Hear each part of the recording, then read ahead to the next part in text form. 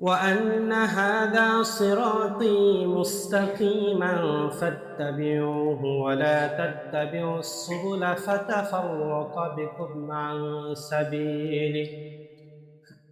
আল্লাহ সুবহানাহু ওয়া তাআলা পবিত্র কুরআনুল কারীমে তার হিদায়াতের বাণী কুরআনুল কারীম, তার প্রদত্ত ধর্ম ইসলাম, তার মনোনীত ধর্ম ইসলামের বিধি বিধানের ব্যাপারে আল্লাহ তাআলা বলেন যে ওয়া আন্না হাযা সিরাতি মুস্তাকিমা, আমি আল্লাহ পাক রব্বুল আলামিন বিশ্ব জগতের প্রতিপালক তোমাদেরকে আমি যে পথ দেখিয়ে দিয়েছি,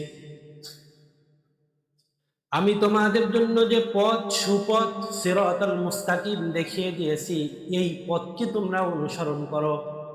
ওয়ালা তাত্তাবিউস সুবুল, কিন্তু তোমরা পাপিষ্ঠ শয়তান তার কুমন্ত্রণায় তার ধোঁকায় পড়ে তোমরা আমি আল্লাহ রব্বুল আলামিনের প্রদত্ত পথ ব্যতীত অন্য কোনো পথকে অনুসরণ করো না। কার কথা? আল্লাহ তাআলার কথা।